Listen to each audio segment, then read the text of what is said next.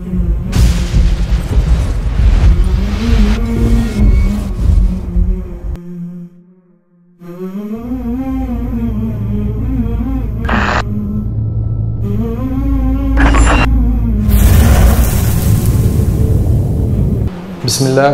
walhamdulillah, wassalatu wassalamu ala rasulillah, wa ala alihi wa sahbihi wa man wala. Rabbi shrah li sadri wa yassir li amri wahlul 'uqdatan min lisani yafqahu qawli. Mes frères et sœurs, grâce à Allah subhanahu wa ta'ala, on a pu voir ensemble que le jour du jugement, l'être humain sera questionné sur 4 choses et que chacun d'entre nous allait mourir et que cette vérité a mis tout le monde d'accord, musulmans et non-musulmans. On va tous mourir un jour, n'est-ce pas? Même les non-musulmans, ils sont d'accord sur cette vérité, qu'un jour, cette vie va prendre fin. Mais la question qui se pose, on a eu un petit avant-goût des questions du jour du jugement, mais remontons ça un petit peu depuis le début. Comment ça se passe exactement après la mort? Tu sais qu'un jour, ça sera ta fin. L'ange de la mort va venir prendre ton âme. Mais à ce moment-là, comment ça va se passer exactement? Est-ce que tu sais en détail comment ton âme va sortir et dans quelles conditions? Eh bien, c'est ce qu'on va essayer de traiter ensemble. Dans un hadith très long, le hadith de Bara ibn Azib, apprenez-le par cœur, car ce hadith, il explique en détail tout ce qui va se produire après la mort de l'être humain. Dans ce hadith, Al-Bara ibn Azib radiyallahu anhu wa an jami' as-sahaba rapporte que les compagnons dirent: nous sommes allés avec le prophète alayhi salatu wassalam à l'enterrement d'un homme parmi les Ansar. Les Ansar, c'est qui? C'est les habitants de Médine. Arrivé au cimetière, on n'avait pas encore fini de creuser la tombe que le prophète alayhi salatu wassalam s'assit et nous nous assîmes autour de lui alayhi salatu wassalam. Nous avions l'impression d'avoir des oiseaux sur nos têtes.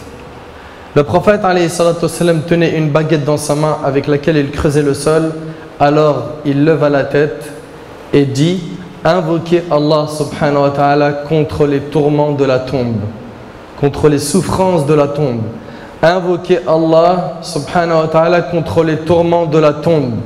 Ça veut dire quoi tout ça? Ça veut dire que dans la tombe, il y a un châtiment qui peut commencer. Invoquez Allah subhanahu wa ta'ala contre les tourments de la tombe. Invoquez Allah. Cherchez protection contre le châtiment de la tombe. Tu vas me dire, mais il y a un châtiment dans la tombe? Oui, et on va le voir en détail. Et si tu veux même savoir, il y a une vie dans la tombe qu'on appelle Hayat al-Barzakh. La vie du Barzakh, la vie de la tombe. Et écoute avec moi ce hadith qui est long et qui te permettra d'en apprendre beaucoup sur ce qui va se produire après la mort. Le prophète alayhi salatu wassalam dit 2 ou 3 fois: invoquez Allah contre les tourments de la tombe. Puis il alayhi salatu wassalam dit, et là on va essayer Inch'Allah de voyager à travers ce hadith pour pouvoir tirer un maximum de leçons. Au moment où le croyant se sépare de ce monde pour se diriger vers l'au-delà, des anges du ciel au visage clair comme le soleil descendent avec un linceul parmi les linceuls du paradis. Allahumma ya Rabb, ij'alna min ha'ula. Écoute bien, je veux que tu médites sur chaque phrase qui a été prononcée par le prophète alayhi salatu wassalam. Au moment où le croyant, là on ne parle pas du mécréant, du pervers, on parle du croyant, du pieux, qu'Allah y fasse qu'on soit parmi eux. Au moment où le croyant se sépare de ce monde pour se diriger vers l'au-delà, des anges du ciel au visage clair comme le soleil descendent avec un linceul parmi les linceuls du paradis et un parfum parmi les parfums du paradis, et s'installe à la limite de son champ visuel. Il s'installe à la limite de son champ visuel. Chaque personne avant de mourir voit énormément d'anges jusqu'à la fin de sa vie. Ça, c'est dans les derniers moments de sa vie. Il voit les anges devant lui. Les anges, soit de la miséricorde, soit du châtiment. Puis, à ce moment-là, dès que l'âme de la personne est retirée de son corps, qu'est-ce qui se passe? Le regard suit l'âme. Et tu t'aperçois souvent que la personne, quand elle meurt, ses yeux ils sont hauts. Il suit en fait l'âme quand elle sort de son corps. Dès que l'âme de la personne est retirée de son corps, le regard suit l'âme. Puis l'ange de la mort vient. Il se met près de sa tête et dit: ô âme heureuse, sors vers le pardon et la satisfaction d'Allah. Wallahi, ça fait rêver. Masha'Allah. Ô âme heureuse, sors vers le pardon et la satisfaction d'Allah. Sors, toi qui as vécu toute ta vie fi ta'atillahi azza wa jal. Sors, toi qui as fait que du bien sur terre. Sors, toi qui as fait attention au péché. Sors, toi qui as essayé d'imiter que les pieux et non d'imiter n'importe qui et de dire je fais comme les gens. Sors vers le pardon et la satisfaction d'Allah.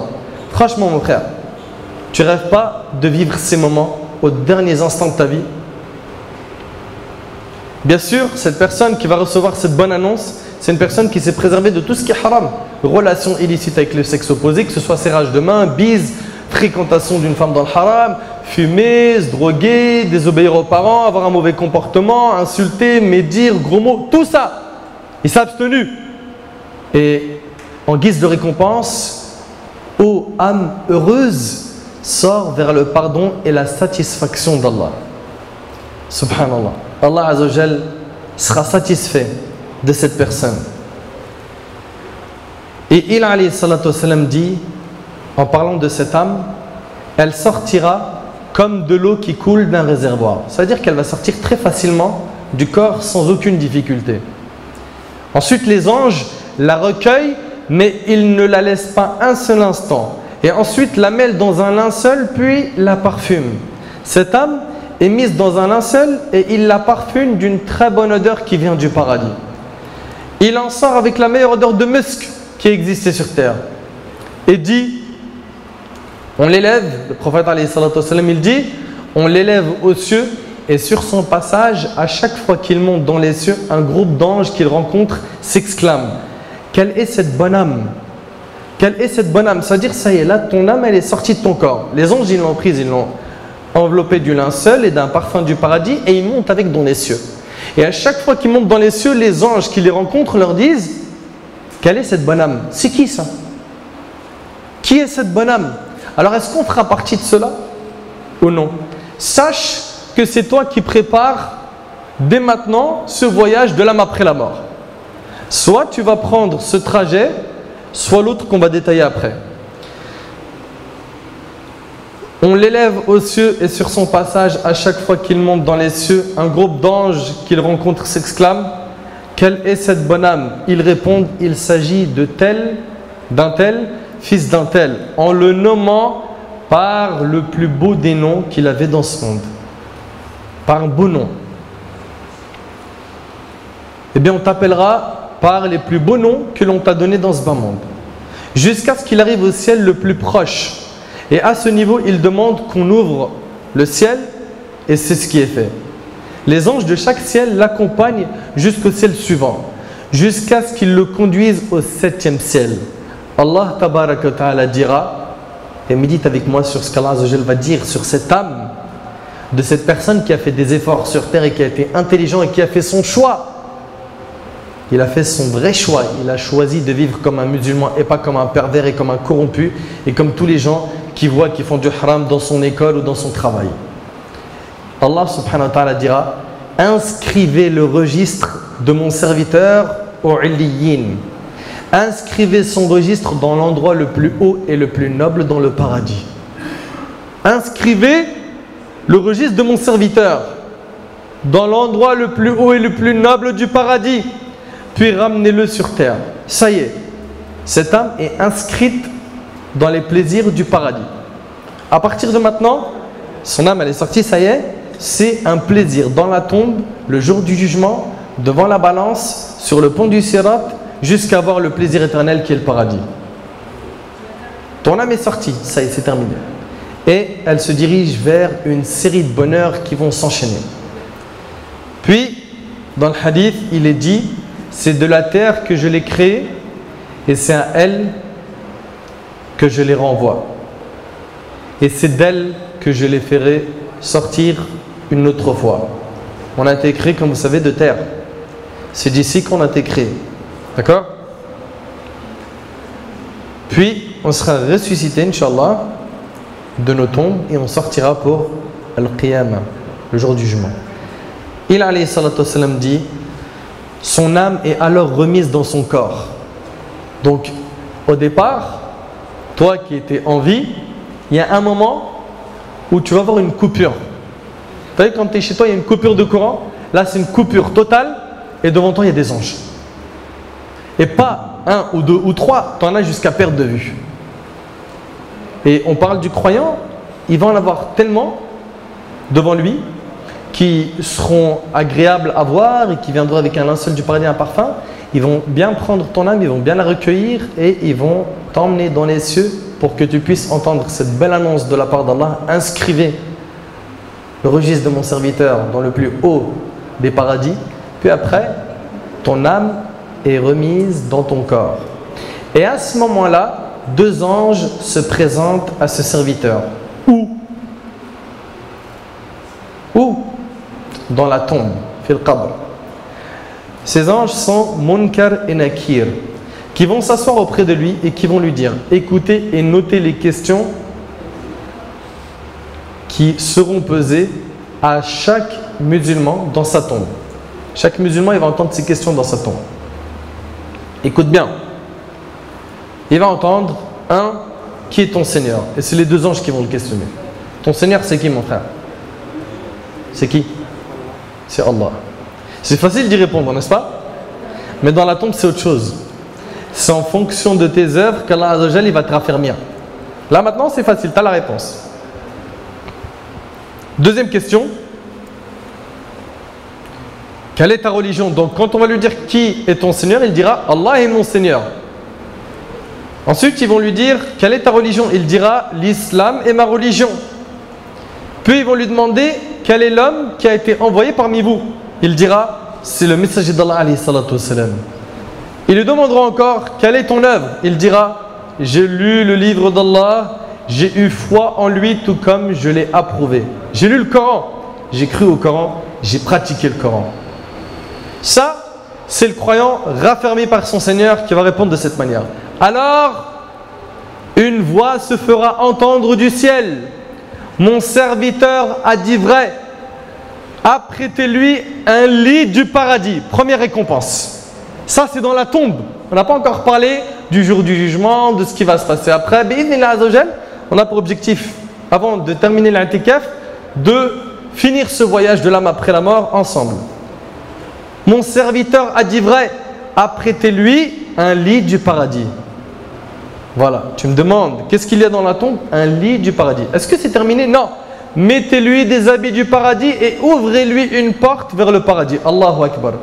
Chaque jour dans sa tombe, il a accès au paradis. Il le voit. Franchement, tu rêves pas de faire partie de ce type de personne? Mais en fait, ce qui est impressionnant dans cette histoire, c'est que ce que je suis en train de te raconter là, que tu es en train de t'imaginer dans ta tête, c'est exactement ce que tu vas voir après ta mort. Exactement, c'est pas un film, je ne suis pas en train de te parler de Tintin et Milou, des dessins animés. Là, c'est du concret, du réel, c'est ce que tu vas réellement voir après ta mort. Maintenant, la question c'est, est-ce que tu veux faire partie de cette catégorie de gagnants ou tu veux faire partie de la deuxième catégorie dont on va parler dans très peu? Inch'Allah. Mettez-lui des vêtements du paradis et ouvrez-lui une porte vers le paradis. Ça y est, directement dans ta tombe, une porte du paradis s'ouvre. C'est-à-dire que tous les jours, tu vois ta place au paradis. Tu ne pourras pas rentrer dans le paradis puisque le jour du jugement ne sera pas encore arrivé. Mais déjà, tu profiteras de voir le paradis. Et ça, c'est un grand bonheur. Il alayhi salatu wassalam dit alors, une brise du souffle du paradis ainsi que de son parfum lui parviennent. T'imagines, il est dans la tombe et il sent l'odeur du paradis. Et l'odeur du paradis, ça n'a rien à voir avec tous les parfums que tu as vus à Marionneau et Sephora. Ça n'a rien à voir. Tout ce que tu as pu voir ici, c'est dunyawi. C'est des choses mondaines. Fil Jannah, c'est différent. Au paradis, ça n'a rien à voir. Ça n'a rien à voir. Donc, une brise du souffle du paradis ainsi que de son parfum lui parviennent.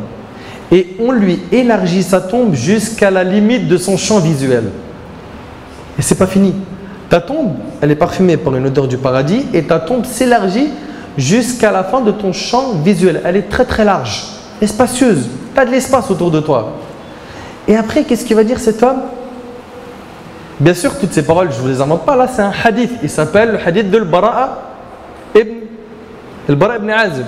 D'accord? C'est pour ça que je vous ai dit, apprenez le nom du compagnon. Parce que c'est un long hadith qui décrit super bien ce qui va se passer dans la tombe. Donc cet homme va dire à ce moment-là, il dit alayhi salatu wassalam, et c'est alors qu'un homme au beau visage, également bien habillé et parfumé se présente à lui. Il y a un homme super beau qui va se présenter à ce croyant qui est dans sa tombe. Un homme très beau. Il va se présenter à lui. Bien sûr, le croyant, il va se dire, mais qui est cet homme? Il vient dans la tombe et il se met avec lui tient compagnie. Il lui dit, qui es-tu? Je pensais que j'étais tout seul dans ma tombe normalement. Qui es-tu? Qu'est-ce qu'il va lui dire? Il va lui dire, réjouis-toi, car tu auras tout ce qui te plaît. Et cet homme va lui dire, écoute bien, le croyant, il va lui dire, qui es-tu? Ton visage est un visage qui présage le bien, qui annonce le bien. Et il répondra, je suis tes bonnes œuvres. C'est ces bonnes œuvres qui vont venir sous forme d'un humain qui sont bons et qui est bien habillé et qui va lui tenir compagnie jusqu'au jour du jugement. Ça, c'est dans la tombe. Et ça, c'est pour le croyant. Et ça fait plaisir. Et ce qui va venir après, ça ne fait pas plaisir. Je suis tes bonnes œuvres. Tes bonnes actions se transforment dans ta tombe en un être humain qui est beau, qui sent bon et qui te tient en compagnie jusqu'au jour du jugement, comme ça tu t'ennuies pas. C'est magnifique. Il dira alors, ô Allah, fais sonner l'heure du jugement afin que je retourne à ma famille et à mes biens. Il est pressé d'avoir le jugement pour passer à l'autre étape, c'est l'éternité, être enfin à l'intérieur du paradis. Il est pressé, il n'a plus de patience. Il a vu l'échantillon, ça l'a ébloui, il veut maintenant être dans le paradis. C'est normal, n'est-ce pas? C'est normal. Quant aux mécréants,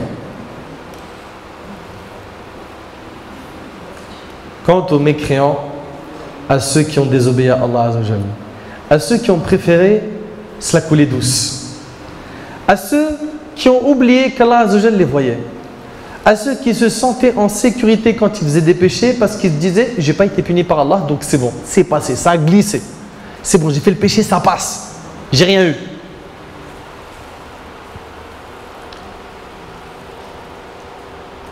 Le prophète alayhi salatu wassalam nous dit, quant aux mécréants, au moment où ils se séparent de ce monde et se dirigent vers l'au-delà, des anges, tout à l'heure on a dit au visage clair, resplendissant, des anges au visage sombre descendent. Là, c'est déjà la panique. Tu vois devant toi des visages qui font peur. Et c'est au moment de la mort. Au visage sombre descendent, sombres, ils font peur. Et descendent du ciel avec un habit de grossier. Un habit qui sent mauvais, qui est pourri. Alors que tout à l'heure, c'était un vêtement du paradis, parfumé, n'est-ce pas? Donc, ces anges qui viennent avec des visages sombres, ils viennent avec un vêtement qui sent mauvais, d'accord? Qui est pourri. Et il se positionne à la limite de son champ visuel. Donc pareil, il voit plein d'anges autour de lui. Puis il panique, il ne sait plus quoi faire. Et là, bien sûr, à ce moment, mon frère, ainsi que toi, ma soeur, il n'y a plus de marche arrière. Il n'y a plus de « Ah mais je peux pas, s'il te plaît, juste 2 minutes, je fais quelques prières. S'il te plaît, juste, attends, je peux pas juste lire un peu le Coran? Bah, j'en écoute alors, laisse-moi écouter un peu. Bah, je vais te dire astaghfirullah, je me repens. » C'est fini. C'est terminé. Stop. Classe. Donc ils viennent et ils se positionnent à la limite de son champ visuel. Il en voit plein et commence à être pris de panique. Puis l'ange de la mort vient se placer près de sa tête et il dit, Wallah, il faut avoir du cœur pour lire ça. Moi je dis franchement, ça fait vraiment peur et ça fait couler des larmes. Sors, ô âme affreuse, sors vers la fureur d'Allah et sa colère. T'aimerais entendre ça? Sors aux âmes affreuses. Sors vers la fureur d'Allah et sa colère. Le hadith il est rapporté par Ahmed et beaucoup d'autres. Toi qui as vécu avec l'orgueil dans le cœur. Et l'orgueil, comme l'a dit le prophète alayhi salatu wassalam, c'est le fait de refuser la vérité. Refuser la vérité, de mépriser les gens. Toi qui refusais le haqq. Toi qui à chaque fois que tu entendais quelqu'un te dire prie, tu refusais. Toi ma soeur qui jusqu'à maintenant t'as pas encore compris c'est quoi le hijab. Tu veux pas le porter, ou tu le portes mal, ou tu as des relations illicites. Toi qui n'as pas encore compris tout ça. T'attends quoi? T'attends d'entendre cette annonce? Sors ô âme affreuse vers la fureur d'Allah et sa colère. Wallahi al-azim uqsim billah que c'est un appel qui fait trembler les cœurs vivants. T'imagines si tu entends ça mon frère? C'est traumatisant. Allah tabarak wa ta'ala, il est certes miséricordieux, mais il est dur en châtiment. Et il n'est pas injuste. Il n'est pas injuste, Allah Azza wa Jal. Il t'a laissé dans cette dunya, dans ce bas monde. Il t'a fixé des règles. Il t'a envoyé des prophètes et des messagers. Et ces prophètes et ces messagers sont venus avec des messages divins. Ils sont venus avec des livres. Ils sont venus avec la loi d'Allah subhanahu wa ta'ala. Lui qui nous a créé Azza wa Jal, nous a montré comment il fallait qu'on se comporte dans ce bas monde. Est-ce qu'on a suivi ses commandements ou est-ce qu'on s'en est détourné? Hélas, beaucoup d'entre nous ont suivi les pas du diable. Ils ont préféré l'égarement. Ils ont préféré l'égarement. Et il faut savoir une chose mon frère, c'est que le diable, le jour du jugement, il va se désavouer de toi. Il va dire moi j'y suis pour rien dans cette histoire. J'y suis pour rien. J'ai juste donné une idée. Je lui ai juste dit fais ça. Il a préféré m'obéir qu'obéir à Allah. T'imagines? C'est-à-dire même lui, notre ennemi déclaré numéro 1, il va se désavouer de nous le jour du jugement. Il va dire moi j'y suis pour rien. J'y suis pour rien. Inni bari'um minki. D'accord? Je me désavoue de toi. Franchement, c'est super grave. Donc dans le hadith, les anges, l'ange de la mort dira sors aux âmes affreuses. Vers quoi? Vers la colère d'Allah Azza wa Jal. Les anges diront à l'âme du mécréant lors de sa mort sors vers la colère de ton Seigneur. Et l'âme ne voudra pas sortir. L'âme ne voudra pas sortir. Ce qui suit, c'est très douloureux. Donc, ils arracheront l'âme du corps comme l'on tire la broche de la laine trempée. C'est-à-dire que l'âme, elle va sortir très difficilement. Alors que tout à l'heure, on a dit qu'elle va sortir comme une goutte qui coule facilement. L'âme va sortir très très difficilement. Et vous vous rappelez de tout à l'heure? C'était quoi? Sors vers le pardon et la miséricorde de ton Seigneur. Là, c'est sors vers la fureur et la colère d'Allah. Et c'est toi qui choisis quel est l'un de ces deux appels que tu vas sortir. Là, aujourd'hui, Allah subhanahu wa ta'ala, il t'a facilité d'écouter ce dars. Sache que tu n'auras pas d'excuse le jour du jugement. Tu n'en auras pas. Tu n'en auras pas. Ah, mais pourquoi j'ai été averti? Alhamdulillah, tu as été averti. Alhamdulillah. Remercie Allah subhanahu wa ta'ala, tu as été averti. Tu préférais quoi? Qu'on te dise rien et que tu finisses avec Shaitan et son équipe? Dès que l'âme du mécréant sera arrachée de son corps, les anges ne lui laisseront pas un instant. Ils mettront cette personne dans un habit, donc comme on a dit, qui sent mauvais, pourri, et l'en sortiront exhalant l'odeur la plus fétide de cadavre qu'il soit. Cet homme sentira mauvais comme pas possible. Imagine-toi ce jour-là. Est-ce que tu vas sentir bon ou mauvais? Vous savez mes frères, si chacun d'entre nous pensait tout le temps à surveiller ses actions en se disant que je peux mourir à n'importe quel moment, Anas ibn Malik il nous dit que le prophète a tenu un sermon, un discours auquel je n'avais jamais rien entendu de semblable. Il dit si vous saviez ce que je sais, vous ririez certainement peu et vous pleureriez certainement beaucoup, rapporté par le Bukhari. Mais pourquoi est-ce que le prophète a dit vous ririez certainement peu? Pourquoi? Parce que le prophète, comme vous le savez, dans son voyage nocturne et son ascension, l'Isra ou le Mi'raj, qu'est-ce qu'il a vu? Il a vu le paradis, il a vu l'enfer. Il a vu le châtiment. Il a vu ce qu'attend ceux qui seront en enfer. Et il a vu le paradis. Et il a dit, si vous saviez ce que je sais, vous ririez certainement peu. Tu passerais ton temps à pleurer. Tu passerais ton temps à te remettre en question. Tu passerais ton temps à faire des examens de conscience. Et donc vous pleurez certainement beaucoup, vous ririez certainement peu et vous pleuriez certainement beaucoup. Et imagine-toi que le prophète alayhi salatu wassalam, un jour, il demanda à Allah la raison pour laquelle il n'avait jamais vu l'ange Mikaël sourire. Il y a un ange qui s'appelle Mikaël, d'accord, qui est chargé de quoi? La pluie. Cet ange, il ne souriait pas. Et le prophète alayhi salatu wassalam a posé la question, mais pourquoi est-ce qu'il ne sourit pas? Il lui répondit que depuis la création de l'enfer, jamais l'ange Mikaël ne connut le sourire. Alors que, comme vous le savez, mes frères ainsi que vous, mes sœurs, les anges, ils ont des ordres, mais ils ne désobéissent pas à Allah. N'est-ce pas? Allah subhanahu wa ta'ala n'a-t-il pas dit dans Surat Al-Tahrim, Surat 66, verset 6, وَيَفْعَلُونَ مَا يُؤْمَرُونَ. Et ils exécutent ce qu'on leur ordonne. Ils ne connaissent pas la désobéissance. C'est-à-dire que le jour du jugement, ils n'ont pas de châtiment. Il n'y a pas un ange qui va en enfer. Et cet ange, quand il a vu l'enfer, il n'a plus connu le sourire. Donc, subhanallah, imagine-toi, toi mon frère, ainsi que toi ma soeur, que cette âme qui va voyager et qui sera entre les mains des anges du châtiment,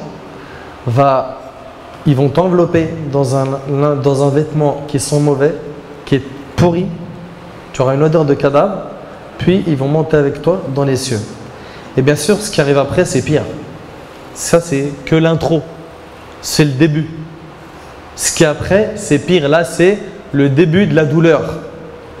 Et on a marqué une petite parenthèse en parlant de simplement la réaction d'un parmi les anges qui a vu l'enfer.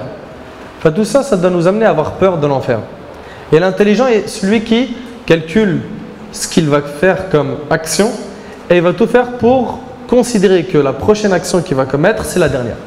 Ça, c'est l'intelligent. Il se dit ça, je vais le faire. Mais si je meurs maintenant, ça, c'est le vrai croyant. Ça, c'est le pieux. À chaque fois qu'il va faire quelque chose, il va dire, mais imagine, c'est la dernière chose que je fais. Et vous savez qu'on est présenté le jour du jugement de la manière dont on est mort. C'est-à-dire que tu seras ressuscité sur la dernière chose que tu as fait dans ta vie. Imagine une personne, elle est ressuscitée avec le Coran dans les mains. Il lisait le Coran. Mashallah, n'est-ce pas? C'est magnifique. Le jour du jugement, il a le Coran entre les mains. Son jugement, Inch'Allah, il est facile ou pas? Imagine celui qui est ressuscité, il est en train de rouler un joint. Il a une feuille de OCB, il est en train de faire ça. Qu'Allah il les guide, les frères qui sont dans la drogue. Alors là, c'est pas drôle. Enfin, chacun d'entre nous doit, en entendant ces discours, ils attendrissent les cœurs. Quand on parle de la mort et ce qui s'ensuit, ça attendrit le cœur. On doit rapidement accélérer vers at-tawbah, le repentir, regretter d'avoir commis des péchés, arrêter ces péchés, être déterminé à ne plus les refaire, rendre les injustices, réparer les injustices qu'on a commises. D'accord? Ensuite, cet homme-là, exhalant une odeur de cadavre, sera emmené au ciel par les anges. Et à chaque fois qu'il traversera un groupe d'entre eux, ces derniers diront: quelle est cette âme affreuse? Quelle est cette âme affreuse? Et ils répondront: il s'agit d'un tel, fils d'un tel. Et à ce moment-là, les anges nommeront cette personne avec les pires noms qu'on lui a donnés sur terre. Imagine le voleur, le menteur, l'hypocrite, etc. Et ceci jusqu'à son arrivée au ciel le plus proche. On demandera l'ouverture de la porte de ce ciel. C'était comment pour le cas du croyant? Ça, on lui a ouvert. Et il est monté jusqu'au 7e ciel. On demandera l'ouverture de la porte de ce ciel, mais les gardiens refuseront. À cet instant, l'homme condamné paniquera. Le prophète alayhi salatu wassalam dit: pour ceux qui traitent de mensonges nos enseignements et qui s'écartent par orgueil, les portes du ciel ne leur seront pas ouvertes. Et ils n'entreront pas au paradis jusqu'à ce que le chameau pénètre dans le chat de l'aiguille. Ainsi nous rétribuons les criminels. Tu as vu le chat de l'aiguille? Est-il possible qu'un chameau pénètre à l'intérieur le trou de l'aiguille? C'est impossible. Le hadith démontre qu'il est impossible que les mécréants entrent au paradis, tout comme il est impossible de faire passer ce chameau dans le chat d'une aiguille. Allah Azza wa Jal dira alors: inscrivez son registre au bas-fond de l'enfer. Ya Allah. T'imagines, mon frère? Inscrivez son registre, pas fi'iliyin, au plus haut degré du paradis, au bas-fond de l'enfer. Son âme sera alors systématiquement jetée. Elle sera jetée. L'âme de cette personne sera remise dans son corps. Puis, 2 anges s'asseyeront auprès de lui et lui demanderont. C'est qui ces 2 anges? C'est les mêmes. C'est Munkar et Nakir. D'accord? 2 anges s'asseyeront auprès de lui et lui demanderont: qui est ton Seigneur? Tout à l'heure, qu'est-ce qu'il a répondu, le croyant? Mon Seigneur est Allah Azza wa Jal. Qui est ton Seigneur? Il connaîtra certainement la réponse, mais la réponse ne sera pas donnée simplement par connaissance, mais par la mise en pratique dans sa vie. Là, à ce moment-là, mon frère, ne pense pas que parce qu'on a la réponse maintenant, c'est garanti qu'on puisse l'avoir dans la tombe.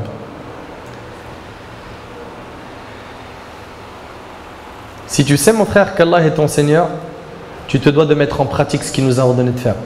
Cette mise en pratique nous permettra de répondre avec succès aux 3 questions qui seront posées dans la tombe. Qui sont: 1. Quel est ton Seigneur? 2. Quelle est ta religion? 3. Qui est l'homme qui vous a été envoyé? Qui est ton Seigneur? Le mécréant dira: je ne sais pas. Quelle est ta religion? Il dira: je ne sais pas. Subhanallah. La personne avait peut-être l'information sur terre, mais dans la tombe, c'est autre chose. Qui est cet homme qui vous a été envoyé? Il dira: je ne sais pas. C'est alors qu'une voix se fera entendre du ciel parce qu'il a dénié l'islam. Préparez-lui une couche de l'enfer et ouvrez-lui une porte de cet enfer. Sa chaleur lui parviendra ainsi que son souffle brûlant et sa tombe va se resserrer alors que l'autre, elle s'est élargie. Il avait beaucoup d'espace, c'était large. Sa tombe va se resserrer au point où ses côtes vont se briser, tous ses os vont se mélanger. Ça, c'est dans la tombe. Puis un homme exhalant une mauvaise odeur, mal habillé et laid, viendra lui dire: réjouis-toi de ce qui va t'affliger, réjouis-toi de ce qui va t'affliger, voici ton jour qu'on te promettait. Il répondra: qui es-tu? Ton visage est un visage de mauvais augure. Il lui dira: je suis tes mauvaises actions. Je suis tes mauvaises actions. Il dira alors, le premier, qu'est-ce qu'il a dit à ce moment-là? Oh Allah, fais que le jour du jugement arrive, ce qu'il veut, enfin sa récompense. Celui-là, il dira: oh Allah, ne fais pas sonner l'heure du jugement. Je ne veux pas voir le jour du jugement. Déjà là, c'est déjà trop. Je ne veux pas. Oh Allah, ne fais pas sonner l'heure du jugement. Il ne voudra pas voir l'heure du jugement, car ce qu'il a devant lui dans sa tombe est tellement effrayant qu'il n'ose même pas à imaginer les souffrances du jour du jugement. D'après Jabir, le prophète a dit: puis un aveugle muet, le hadith il est rapporté par Abu Daoud, un aveugle muet sera muni, il sera envoyé muni d'une grosse masse de fer pouvant réduire une montagne en poussière s'il la frappait. Et il sera frappé avec dans sa tombe. Arrive à imaginer un petit peu? Si on tape avec une montagne, elle la réduira en poussière. Une grosse masse de fer. Il sera frappé avec dans sa tombe. Nous sommes des êtres intelligents, raisonnables. On a la raison. Est-ce qu'on va vivre en tant que musulman pour avoir une bonne fin et un voyage de l'âme non douloureux et apaisant, ou est-ce qu'on est stupide et qu'on vit avec de faux espoirs et qu'on vit avec at-taswif? Vous savez c'est quoi at-taswif? C'est le fait de dire sawfa. Je vais me repentir, je vais prier, t'inquiète. T'inquiète, je vais arrêter le haram. T'inquiète, t'inquiète un jour, t'inquiète. Ça, avec tout le respect que je lui dois, il lui en manque dans la cervelle. Parce que tu as espoir de te repentir, mais moi ce qui m'impressionne, c'est qu'en voyant ton comportement, je déduis que tu as une garantie de vivre longtemps. Tu l'as ramené d'où cette garantie? D'où? Tu es parti dans quel centre commercial l'acheter? C'est quoi cette bêtise? As-tu oublié qu'Allah Azza wa Jalla nous a dit dans le Coran وَلَا تَمُوتُنَّ إِلَّا وَأَنْتُمْ مُسْلِمُونَ, et ne mourrez que musulmans, en pleine soumission. Tu dois mourir musulman. Et pour mourir musulman, il faut vivre musulman. Et aujourd'hui, on a des gens musulmans à temps partiel. C'est vrai ou c'est pas vrai? Musulmans de temps en temps. Ou comme il dit l'autre fou là, musulmans pratiquement. Il n'y a pas de pratiquement. C'est musulman pratiquant, il n'y a pas de pratiquement. Hein? Ça n'existe pas ça. Tu es insoumis à Allah Azza wa Jalla, mon frère. Tu n'as pas le choix dans ta façon d'agir. Le musulman, il sait que quand il y a un ordre d'Allah, il y a un ordre du prophète, il ne négocie pas, il ne chipote pas. Il ne va pas dire oui, mais quel oui, mais. Tu ne le dirais même pas à ton patron, le oui, mais. À ton père, tu ne le dirais pas quand il t'ordonne quelque chose. Mais l'ordre d'Allah, tu dis oui, mais. Tu retardes l'exécution de l'ordre alors qu'il vient du Créateur, le Tout-Puissant. Celui qui t'a créé, qui a créé ton père, tes ancêtres et la terre et les cieux. Comment est-ce qu'on peut négocier ces ordres? C'est quoi ce comportement qu'ont certains musulmans? Une personne peut se poser cette question qui est très importante. Nous parlions du châtiment de la tombe. Et nous avons vu un hadith parlant de ce sujet. Mais est-ce qu'il y a des versets qui parlent du châtiment de la tombe? Il y en a ou il n'y en a pas, mes frères? C'est que dans la Sunna ou il y en a dans le Coran? Il y en a dans le Coran et il y a de nombreux hadiths qui en parlent. Le prophète nous dit juste, écoute un petit peu ce hadith. Il dit, pendant que le mort sera porté sur les épaules des gens, il parlera et tout le monde l'entendra sauf les êtres humains. Tout le monde l'entendra, les djinns, les anges, les animaux, les insectes, tous entendront ses cris et ses hurlements ou sa réjouissance d'entrer dans cette première station qui est la tombe. Selon Abu Sa'id al-Khudri radiyallahu anhu, le prophète alayhi salatu wassalam a dit, médite bien sur ce hadith, quand le cercueil est placé et que les gens le portent sur leurs épaules, s'il s'agit d'un vertueux, s'il s'agit d'un pieux, il dit, hâtez-vous de me présenter à ma destinée, hâtez-vous. Le mort, il dit, hâtez-vous, vite, enterrez-moi vite. Et s'il s'agit d'un être non vertueux, un mauvais, il dit, malheur à moi, où me portez-vous? Toute chose entend son cri à l'exclusion de l'homme, car s'il l'entendait, il tomberait foudroyé, rapporté par le Bukhari. T'imagines, mon frère? Wallah al-Azim, c'est impressionnant. Et le prophète alayhi salatu wassalam a dit, la tombe est la première station de l'au-delà. Considère, mon frère, que cette tombe, c'est vraiment une station. Tu as vu quand tu vas prendre le métro, la première station de métro dans ton déplacement, ça va être ça. La première station du voyage de ton âme après la mort, c'est la tombe. Puis après la résurrection, puis après le jour du jugement, puis.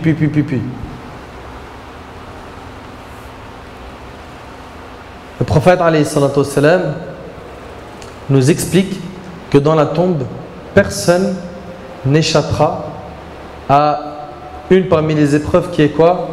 Qui est le fait d'avoir l'action de la tombe qui le resserre fort. Le prophète alayhi salatu wassalam a dit en parlant de Sa'd ibn Mu'adh qui, comme vous le savez, quand il est mort, le trône d'Allah Azza wa Jal a quoi? A tremblé, t'imagines? Le trône d'Allah, il a tremblé pour la mort de Sa'd ibn Mu'adh, un grand compagnon, un homme à connaître, une biographie à lire et à apprendre et à enseigner aux gens. Et si Allah subhanahu wa ta'ala nous facilite, on traitera sa vie, Inch'Allah. Même lui qui a fait trembler le trône d'Allah Azza wa Jal le jour de sa mort a subi l'étreinte de la tombe, puis il s'en est libéré. Et le prophète alayhi salatu wassalam, dans le hadith de Aïcha, a dit, la tombe a une étreinte, c'est-à-dire elle va te serrer quand tu vas rentrer dedans. Et si quelqu'un pourrait en échapper, ce serait Sa'd ibn Mu'adh, rapporté par Ahmad. Tout le monde subira cette étreinte. Mais pourquoi? Les savants disent que l'étreinte de la tombe est comparable à l'étreinte d'une mère, car nous avons été créés à partir de la terre, donc elle est notre mère à tous et elle veut nous retrouver, elle veut nous resserrer. D'accord? Et soit elle sera tellement forte que tes os vont se mélanger, comme pour le cas de certains, ou soit elle sera douce et souple. Maintenant, les versets qui nous parlent du châtiment de la tombe. Comme ça, tu vois que c'est dans le Coran. Parce que certains ils disent ça n'existe pas. Et prennent les hadiths, ils disent ils sont daïfs, ils sont faibles. Et ils renient le châtiment de la tombe. Alors que le châtiment de la tombe fait partie de l'iman. Ça fait partie de la foi, de l'aqida. Allah tabarak wa ta'ala dit dans Surat Ghafir, Surat 40, versets 45 et 46. Allah Azza wa Jalla, il parle de Pharaon. Pharaon. Vous connaissez Pharaon? Allah tabarak wa ta'ala, il dit وَحَاقَ بِآلِ فِرْعَوْنَ سُوءَ الْعَذَابِ. Ensuite, النار يعرضون عليها غدوا وعشيا. النار يعرضون عليها غدوا وعشيا ويوم تقوم الساعة أدخلوا آل فرعون أشد العذاب. Un petit peu de méditation. Et je sais que vous êtes intelligent, vous allez bien comprendre le verset. Allah donc le protégea des méfaits et de leur ruse alors que le pire châtiment cerna les gens de Pharaon. Le feu, ce feu-là, il va toucher Pharaon. Écoute bien, le feu auquel ils sont exposés matin et soir. Ça c'est, on parle de Pharaon.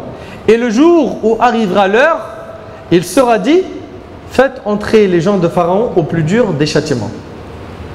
En quoi ce verset est une preuve que le châtiment de la tombe existe?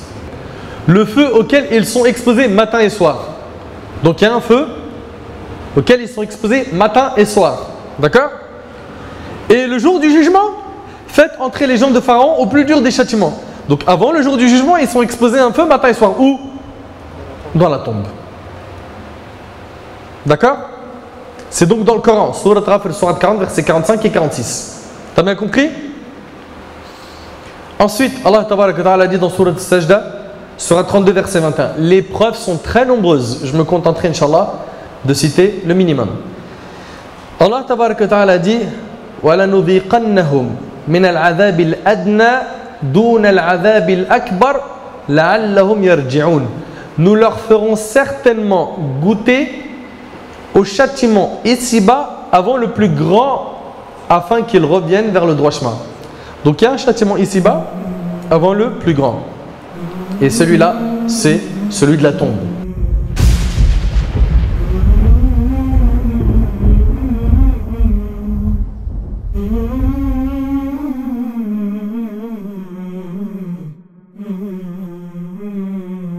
يا رب أسألك التقى في كل حال.